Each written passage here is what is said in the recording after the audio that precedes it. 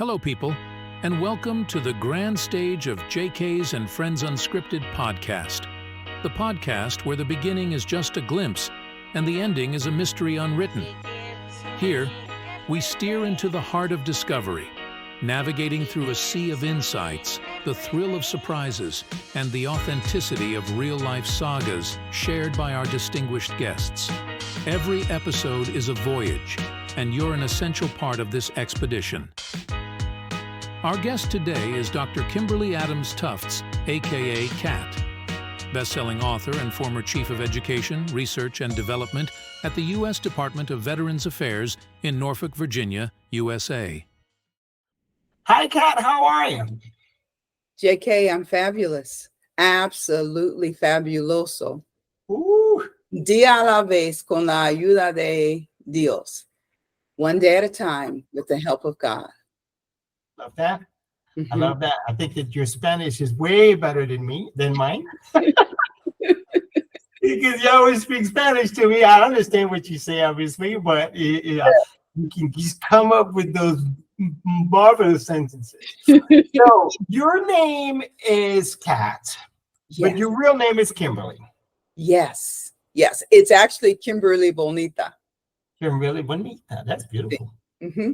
Do you have some Latino or Spanish roots? Great grandfather from Honduras on my mother's side. And I grew up around a lot of Spanish speaking peoples. And when I was an undergrad, I would, for my language requirement. So I'm in nursing school, and it started when you were a sophomore, and you had to get big things done in the freshman year. And then they thought you should do nothing else in life except for nursing. I was never quite comfortable with that. I thought that you go to a university to broaden your worldview, to experience new things. But I didn't know how important languages were. So I spoke Spanish. I had studied it in high school. I had been raised around it. And so I would just go into the language laboratory for 3 courses and test my way out to get those credit hours, right? I guess 9 credit hours. But at the same time, as I became more mature, around my midway of my junior year, senior year, I began to think this is a bunch of bunk here, that they think you should do nothing else other than nursing. So I started to sneak off. I took a ballroom dance class. I took a couple of music courses. Oh, I forgot, when I was a freshman, I did take a vocal course, and my final was singing My Funny Valentine. Oh. Okay. So, love of language. My children laugh at me. Whatever country I go to or region, I quickly pick up the people's accent and way of speaking. So when I lived in Zimbabwe, for example, I'm not good with Ndebele, which is the language of the people in the southern part of Zimbabwe. The people who are dominant are Shonas, can do pretty good with Shona, but Ndebele is a click language. Oh, wow. So I'm not that good. They're related to the Zulus of South Africa. However, there are pieces of words in Ndebele that sound Latin. And same in Ukraine. When I worked in Ukraine, I would be sitting in meetings, and the team started to know me over the 3 years or so and laugh because they'd be, remember it's Cyrillic, a different alphabet. I couldn't read it if you paid me. But we'd be sitting in meetings, and I would kind of get a sense of what was being said around me, because there are words in Ukraine that are very Ukrainian, that are very Latin. And for example, one I always remember is biblioteca. Biblioteca, yeah. Library. Right? Library, right? So in other words, so have an affinity for language, haven't taken the time to learn many of them in any full way, but also I think it's my love of people, that I want to be like the people and admire and respect and take on their cultures. Let's get to our podcast. All right.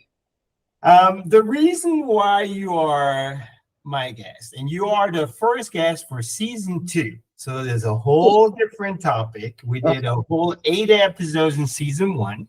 Mm-hmm. And I wanted to have you as part of season 1. We had to reschedule the call. Now I'm back in Europe. And the reason why you are on that podcast is because our first call was just amazing. I just love the energy that we're both sharing. I love how open you are to the world and to people, and to some respect, I am the same way. So we were vibing at the same frequency. Right. Yes. So, and I always start the podcast, even for season 2, with one question. I know the first and the last question. I just don't know what I'm going to ask in between, because the energy is going to guide us. Yes. Yes. Okay. Okay. So I am going to ask you, and I know that your nickname, or you go by Cat, Mm-hmm. but I want to ask you, who is Kimberly? Wow, that's a question. I would say that's a complex question. I would tell you that I have spent the majority of my life discovering Cat. And I'll say this is personal. When I was almost 50, like 48 or something in there, I went to see a therapist, and she said to me, "Why are you here?" And I said, "Because I don't want to spend the next 50 years of my life the way I spent the first." Oh, wow. And what that was about is I was a very quiet and timid girl. The family would say things like, "She's so timid. If you look at her hard enough, she'll cry." I am still very introverted. And but I thought about, when I was about 18 or so, going to university, that I wanted to have a change. I didn't want to be as miserable in my skin as I had been, because I'm so introverted and nervous about being in the world and not really being myself. For example, I love to dance. And I was in high school. I call it Central America High School. It was a Catholic high school. And I was there for my junior and senior year. My cousin is a year behind me. I just visited her in North Carolina. She's a year behind me, and she was known in the region for her dancing. Her mom was a dance mom. Okay. And she was known. And we had a jukebox in the cafeteria. And you go in lunchtime, 2 or 3 lunch periods, and people would just be dancing in the front of the cafeteria. I could dance. You should have seen me in my room and stuff at home. But I never danced because it didn't fit. I was afraid, what would people think? And my cousin Joyce, she was the star. I had several cousins. That's my father's sister's daughter. And then my mother had nieces and nephew in the school. And they did different things for me. But this cousin was a star, and I was always in her shadow. Though I was older, and I was always in my sister's shadow, though I was older. Everyone thought they were the older. So I made a change and started to change myself when I was about 18, 19, 20. But I'll say this. My first husband asked me, when he met me, he was my chemistry tutor, and a couple years ahead of me. And he asked me during our courtship or something, he said, "What's your favorite color?" And I said, "Beige." He said, "Interesting. How can beige be someone's favorite color?" But I now know that beige doesn't take any real, you don't have to come down on any side of loving beige. It's pretty neutral. It's pretty neutral, right? So I was this neutral girl who had lots of gifts and talents, and kind of covered them over for a lot of my young adulthood and young adulthood. And so I didn't quite know who I was. Like, for example, today I posted on LinkedIn, and I'm in blue. You can see I have on a blue and blue top, and I have a baby blue pants.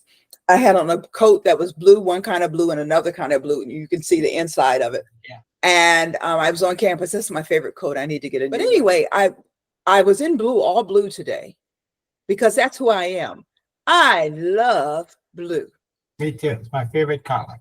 Kimberly loves blue. Kimberly loves to dance. She can dance. Kimberly loves to sing. She's quite a singer.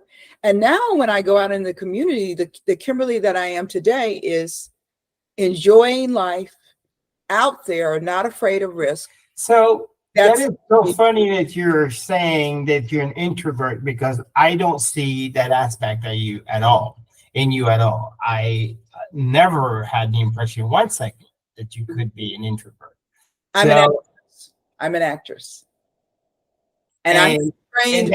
That's where I'm going with this. It seems, you know how those great artists, they're like really shy, but when they perform, they are spot on. Yes, absolutely. And it's draining. So when I'm doing a performance, which my outside life is a performance, that I've trained myself very carefully and rigorously too. It's easier now than it used to be, but I'd be in the classroom. So much of the classroom is now online or Zoom or whatever, but I'd go into the classroom and I lead these graduate seminars, or in earlier days, lecturing kind of. Woo, was I drained. I have to go back to my office and just sit down and sit there with myself. So I love teaching, but that being live and on stage was very draining to me, because it uses a lot of energy. My most energy okay self is when I'm sitting with myself, reading, talking, thinking, writing. It's funny because you get me to reflect about myself now. You know, I'm a very positive guy. I'm always, you know, very open, very happy, but I also equally, you know, like my son never really, he doesn't know how to read me properly because I am Jody with everyone. Yes. I'm courteous. I talk to everyone. You know, when we're at the Ritz-Carlton or any hotel, I talk to the cleaning lady more than I talk with the doorman and stuff like that. And my son kind of mirrors that. But then because I'm so friendly to everyone, he thinks that everyone is my friend, you know? But then I also tell him, I say, you know, it's not that, you know, when you're nice to people, it's not that they're your friends. It's just because you give them the respect that they give you and you just mirror it, right? Right. But then it's true when you just say that, it makes me reflect that I am the same way. I really like to be by myself as well. And then if I tell that to people say, you, JK, never, you know? And I say, yes, I really like to be alone. I like to do things by myself. I like to take walks by myself and such. So I can, to some respect, relate to what you're saying, you know? But I want to correct maybe something, what I had the impression that it was like that. And correct me if I'm wrong. Okay. That is not an act that you're putting. This is you, but you're two different people. Does that make sense? Like you're the calm kind and you the open one. But it doesn't mean that you're faking the joy that you have, or? Well, thank you for sharing that with me, because that is something to think about. And I'll say this to you, it has become much less energy depleting, because I have been doing this. I was first tapped about 25 years ago to found, get up to operations, get money for blah, blah, blah, a primary healthcare center and birthing center targeted at people who were living in inner urban areas, the elderly, and what we call maternal child or mother baby populations. And in order to do that, I had to get to know and meet with all kinds of people, from legislators. We had to get the law changed in Ohio. I remember speaking to, he was the first African-American senator in the United States, Stokes, Carl. No, I can't remember his brother's name, not Carl. Carl was the mayor of Cleveland, the other Stokes. And selling my project to him, and he not getting what I was putting across initially. So when I finished, he says, "Young lady, you ought to be ashamed." Oh. And I'm like, what? I gave him all the science of how birthing outside of the hospital is actually better. We have, like the studies from the Netherlands and all these other places that show better outcomes. But he said, bringing something less than to our people, and they've set you up to be the representative of this. Oh, wow. What a lesson for me, though. That's where I learned that you may have the same message and the same purpose and the same mission, but how you communicate it to different people is super important. And that's what I became working in policy, public policy and health policy. And I developed that and I taught that to students. And sometimes young people or inexperienced people think that when you shift the way, the words you use, the manner you use with different populations or different constituents, you're being dishonest. You're not. You're delivering the message in a way that they can receive it. Yes. Right. So that's where that began to be a change. And I had a mission. I became very wedded to the mission. Yes. Getting this healthcare center open, having to change laws for certificate of need. Actually, we had to end up submitting a certificate of need to the state of Ohio, though that project did not meet the monetary benchmark. It was below what you have to have, but they thought it was so controversial that the state wanted an application anyway. Nice. And having to get legislators, foundation heads, university people, and Hungarian people who were in the one neighborhood surrounding the center. Mostly all the older people spoke Hungarian. Having to get those people to understand and know me and trust me, as well as African Americans, as well as physicians. What in the world is this nurse practitioner doing coming out here, start hanging up a shingle and taking up our business and doing things she shouldn't be doing? And you make it very easy to, the topic of the podcast is, how do you navigate through life as you age? And it's going to be a lot of different generations. I am, in my mind, the same person that I was when I was 23. Obviously, I know a whole lot more. And you just told me you had to learn early on in your career, how to navigate with people, speak their language, and approach them in a certain way. I know that you've been involved, with veteran medical center. I know all of the stuff, but I would like you to explain to our listeners, what do you do for a living, or what was your career? Okay. So we can then touch on how to evolve aging. My career primarily was, I started out trained as a nurse, went to nurse practitioner school quickly after that, but got bitten by the academic life, the bug of the academic life. When I was in my undergraduate training in education, I really liked the psychiatric course, the community course, and the maternal child course. Now I know that was because they had a common thread. There is a lot of teaching, learning that gets done in those specialties. And so with going back to school to get a master's real soon, oh my gosh, I like to do this. But my dad was the president of our local NAACP in New Jersey.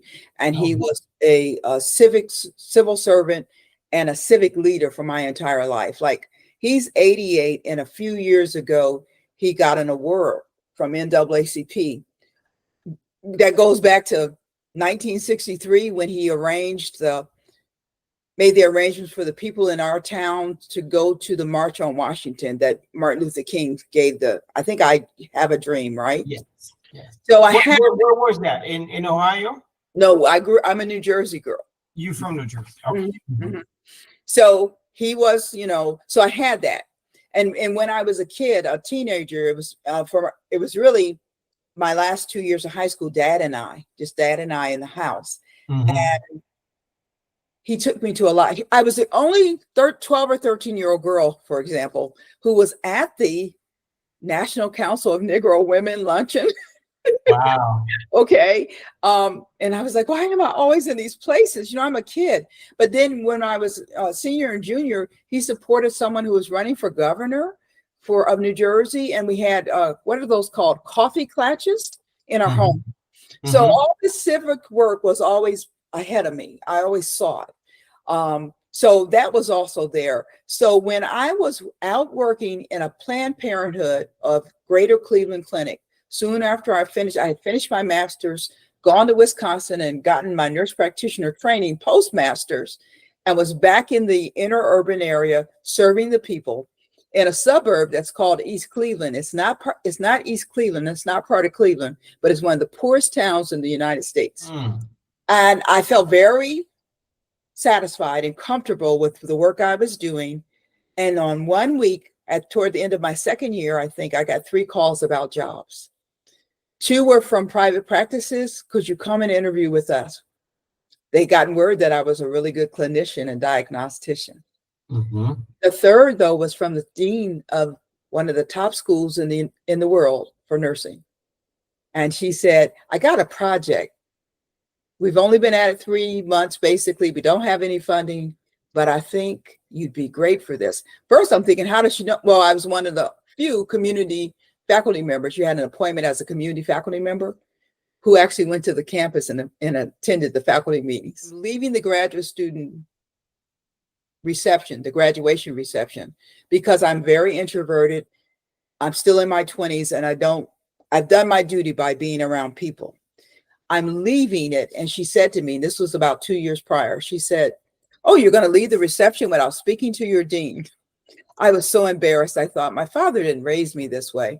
So I said, oh, Dean, I'm Kimberly. And she said, I know who you are. Had no concept this dean knew of me. I'm just a lowly graduate student, right? So 2 years later, she calls and says, come down here. I want to talk to you about this role. I think you could do it. I turn her down without exploring it. And I hear her voice. You don't want to even come to the campus to explore it with me? Oh no, I'm very happy. I'm serving as a nurse practitioner with people that I can do good for. But when I got off the phone, I went for a walk. I do a lot of walking with myself. It was lunchtime. I went for my walk in the neighborhoods. And I thought, why am I afraid?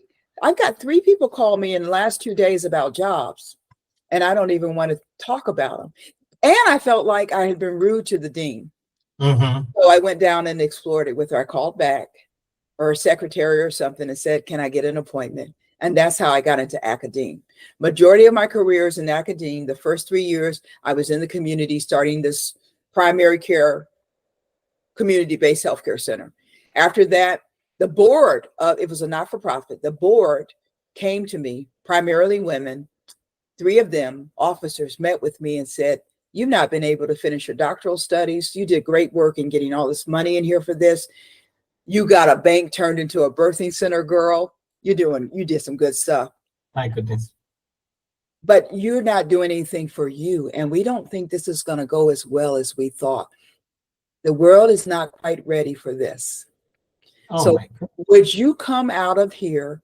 And at first I was hurt. I'm sitting in the boardroom with them.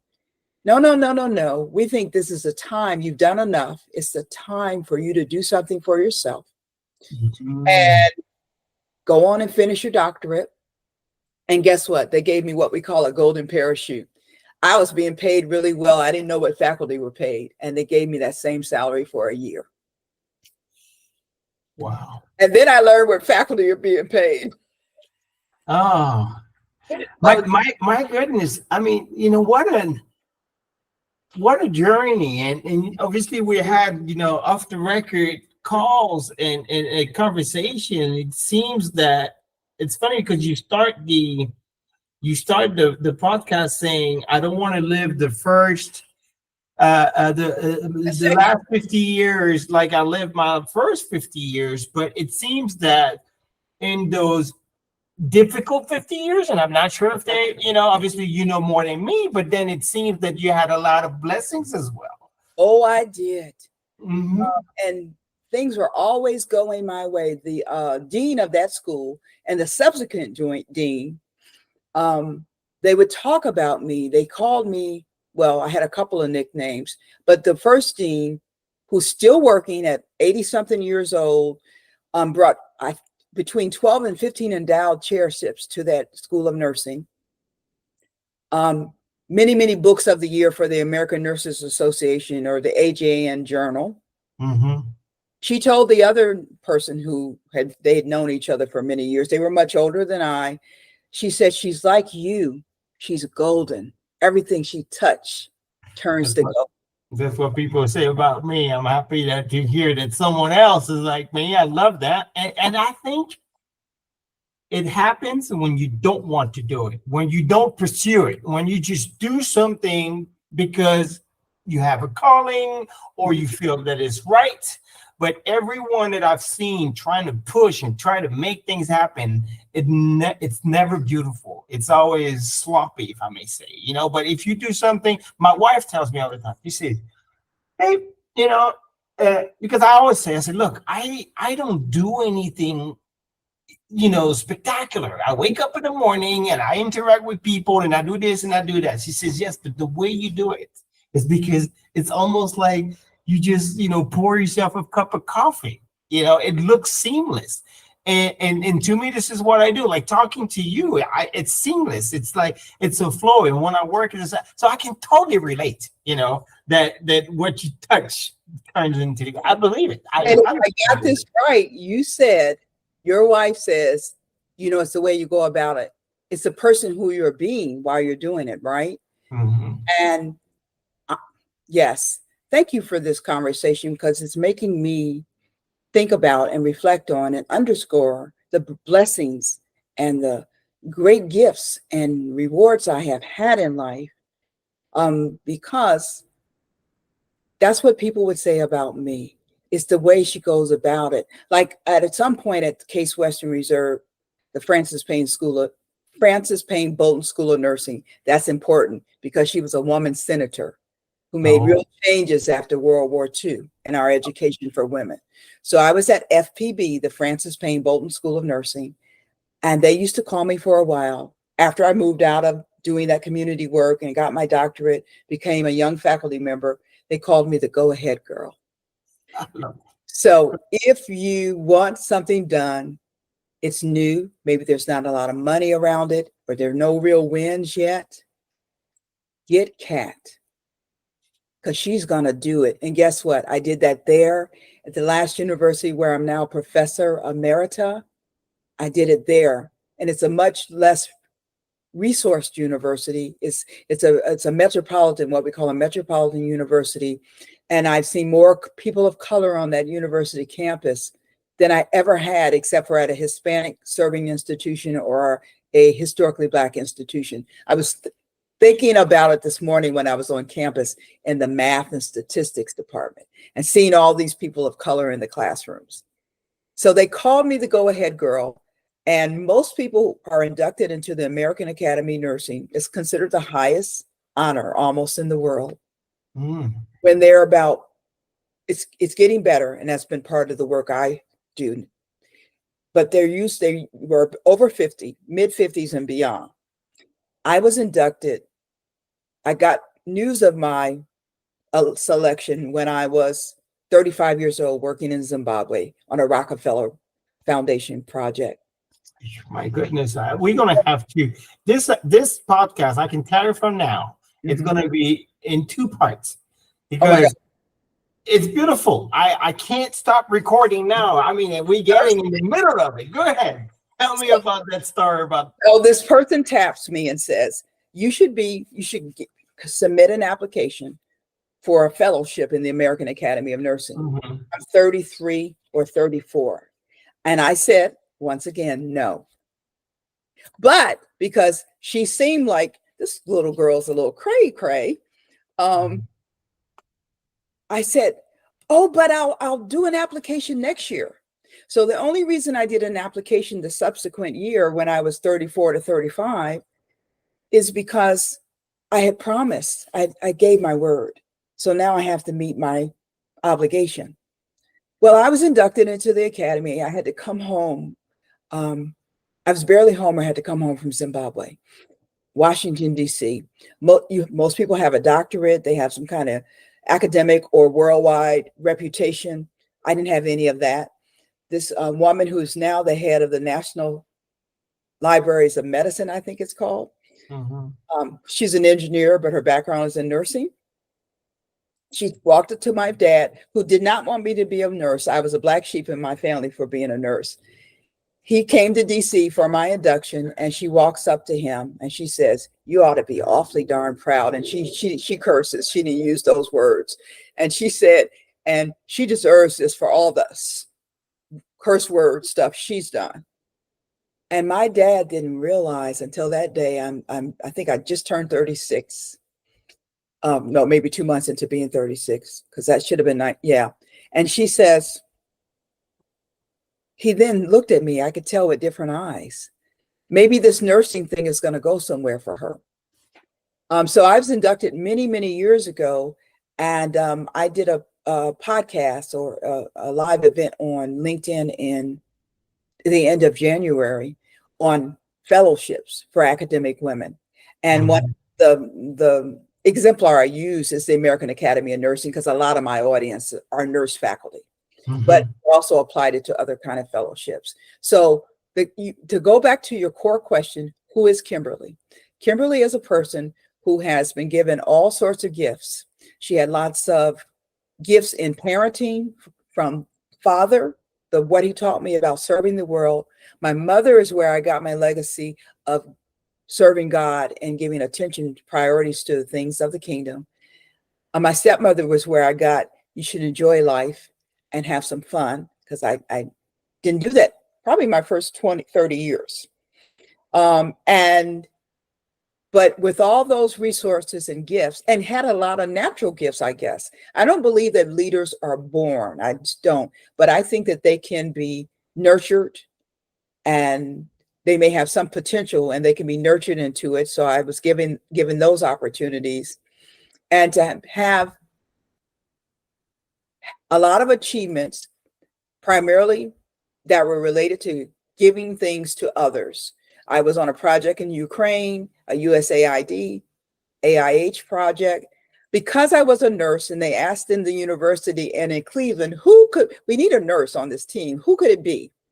And I had a reputation for doing different things, not just being with my peoples, and being willing to look at new and different things. And so I became the nurse team member on a 3-year project in Ukraine looking at mental health. So you lived in Ukraine? I didn't live there. I worked there. We went back and forth for 3 years. Okay. So Ukraine, I love Ukraine. It's one of the best places I have ever been in my life. I love the food. I love the people.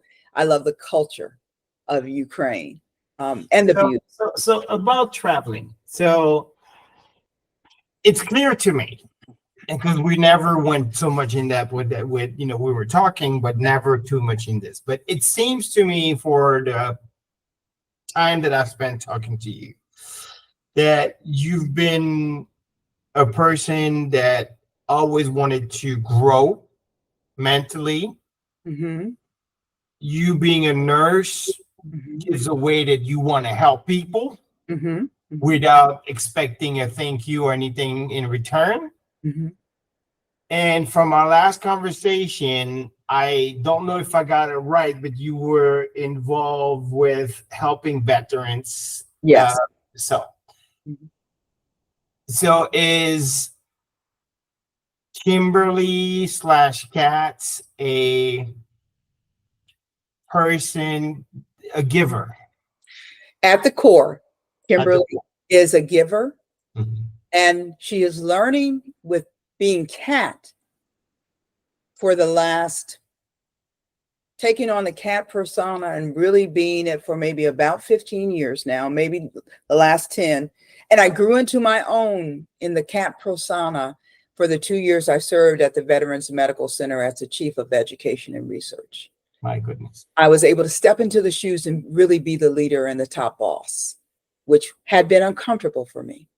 But I did that to further help the veterans, but also 70% of my team were veterans. And a man, I almost called him a young man, he's my age, and I don't know, I think he's younger than me. He called me a couple of months ago for something, and he said, I got to tell you this, Dr. Cat. They won't call me Cat. They insist on, military hierarchy, right?